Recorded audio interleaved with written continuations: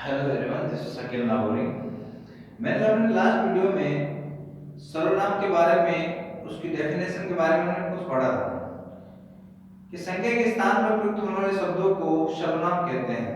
जैसे मैं है, हम है, तू है, तुम है, तुम्हें है, तुम्हारा है।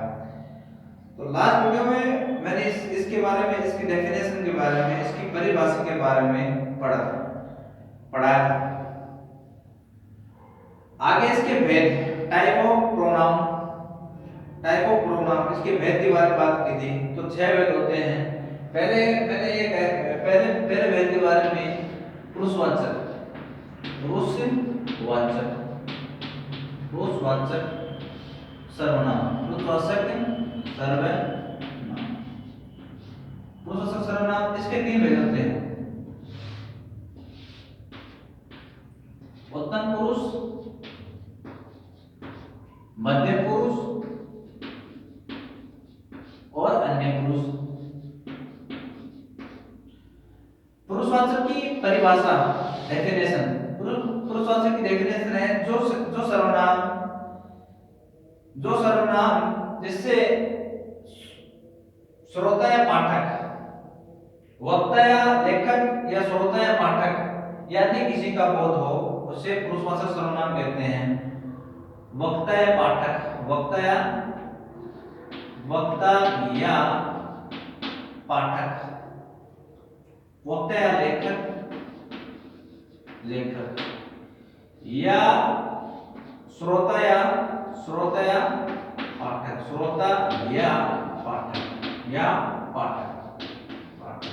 या अन्य किसी का बोध हो, अन्य किसी का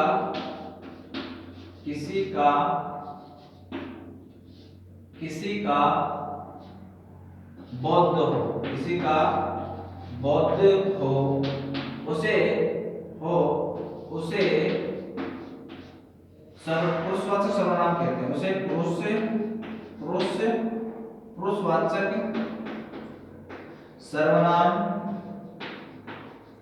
सर्वनाम कहते हैं। इसके 3 भेद हो गए: उत्तम पुरुष, मध्य पुरुष और अन्य पुरुष। ये हो गए। दूसरा है निश्चयवाचक,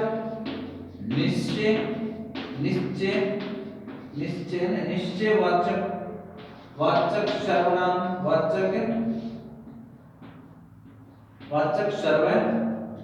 सर्वनाम, सर्वनाम। तीसरा है अनिश्चयवाचक,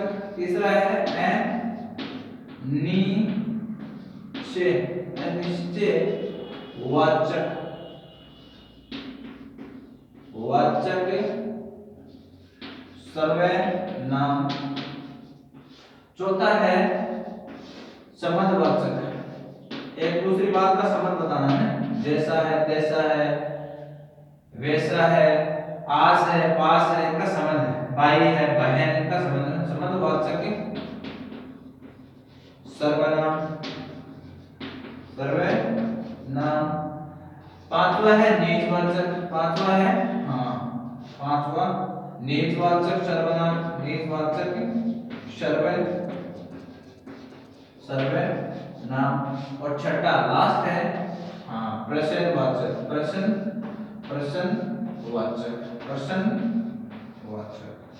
सर्वनाम।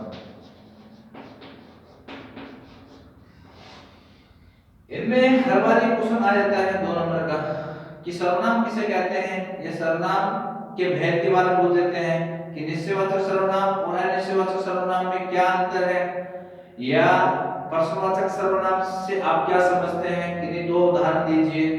यह बोल देते हैं कि संबंधवाचक सर्वनाम से आप क्या समझते हैं, इसकी डेफिनेशन के बारे में बोल देते हैं। और मैंने पहले भी संज्ञा के बारे में बताया था, पहला टॉपिक था ना अपना व्याकरण का, हिंदी व्याकरण का ना, संज्ञा। तो संज्ञा के बारे में मैंने ये बताया था कि संज्ञा याद करने का अपना एक तरीका होता है, अपने कुछ पैरामीटर होते हैं। तो उसको मैंने याद करवाया था कि व्यक्ति दुनिया में आता है, व्यक्ति बनता है, व्यक्ति मनुष्य जाति बनती है, हिंदू है, मुसलमान है, सिख है, ईसाई है, जैन है, क्रिश्चियन। उसके बाद में उसका क्या बनता है, भाव, उसका बचपन है, उसका बुढ़ापा है, ये देखा जाता है वो चिड़चिड़ा है या उसका व्यवहार कैसा है। उसके बाद में उसका क्या है, समूह बनता है, मतलब शादी करने के बाद में उसका समूह बनता है। और बाद में दरोवाचा का मतलब सुबह से खाना पीना है या खाना है पीना है पानी है ये भी पीता है। तो उससे मैंने याद रखा 500 के 5 का मेरा याद रखा था।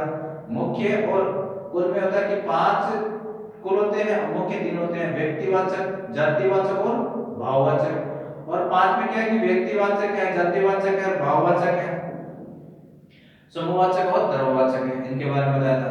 तो सबसे इंपॉर्टेंट टॉपिक है ये, दो नंबर का क्वेश्चन पूछ देते हैं। उसके बाद में मैंने एक बार पहले भी ये बताया था कि कौन कौन से मैं टॉपिक करवाऊंगा। तो मैंने बताया था कि मैंने पहले ये बताया था कि संज्ञा एक टॉपिक हो गया, दूसरा हो गया सर्वनाम हो गया, तीसरा क्रिया हो गया, विशेषण हो गया, समास हो गया, संधि हो गया, काल हो गया, और उसके बाद में अव्यय है, लिंग है, व्याकरण है, भाषा है। ये सब इतने टॉपिक 20 से 22 टॉपिक है। उनके बाद में मैंने निबंध भी चालू स्टार्ट करवा रखा है। और उसके साथ में मैं क्लास अभी सोशल साइंस की क्लास भी लेकर आऊंगा, जिसमें पहले क्लास पढ़ेगी अपनी ज्योग्राफी की।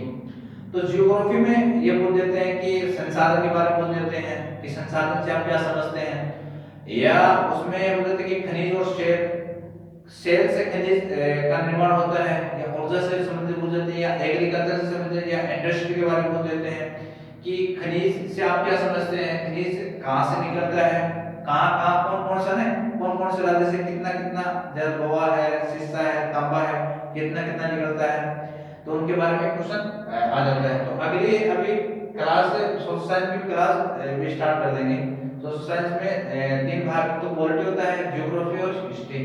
तो ज्योग्राफी का पहला जो लेसन है संसाधन, उसमें तीसरा उसी पार्ट उसी किताब में तीसरा जो टॉपिक है वो है खनिज और ऊर्जा संसाधन। तो खनिज के बारे में बताता हूँ कि खनिज कितने प्रकार के होते हैं, खनिज कौन कौन से राज्य में, जैसे छत्तीसगढ़ और झारखंड का एक बेल्ट है, उसमें लोहा है, तांबा है, शीशा है, जस्ता है, और अनेक प्रकार कोयला है, अनेक प्रकार के खनिज पाए जाते हैं। तो वो भी स्टार्ट करेंगे। उसके बाद में हिस्ट्री और पॉलिटी, या लोकतंत्र के बारे में है, डेमोक्रेसी के बारे में है, या लोग तानाशाही है, या इसमें राजतंत्र है, प्रजातंत्र है, लोकसभा है, राज्यसभा है, राष्ट्रपति है, उपराष्ट्रपति है, पदेन सभापति है, और ये राज्य के पदेन सभापति है, एमपी है, एमएलए है, सरपंच है, उप सरपंच है, उनके चुनाव के बारे में, उनकी कार्यकाल के बारे में, उनकी उम्र के बारे में, कि कब तक चुनाव लड़ सकते हैं, कब तक नहीं लड़ सकते। तो आज की क्लास में भी ये आज की बेसिक में ये पढ़ेंगे कि पुरुषवाचक सर्वनाम क्या है, अनिश्चयवाचक सर्वनाम क्या है, अनिश्चयवाचक सर्वनाम, उनके बस भेद के बारे में पढ़ेंगे। आगे की क्लास में उनके डेफिनेशन के बारे में पढ़ेंगे। तो हमारे वीडियो को सब्सक्राइब करें, शेयर करें और लाइक करें, ज्यादा लोगों तक पहुंचाएं और कमेंट भी करें।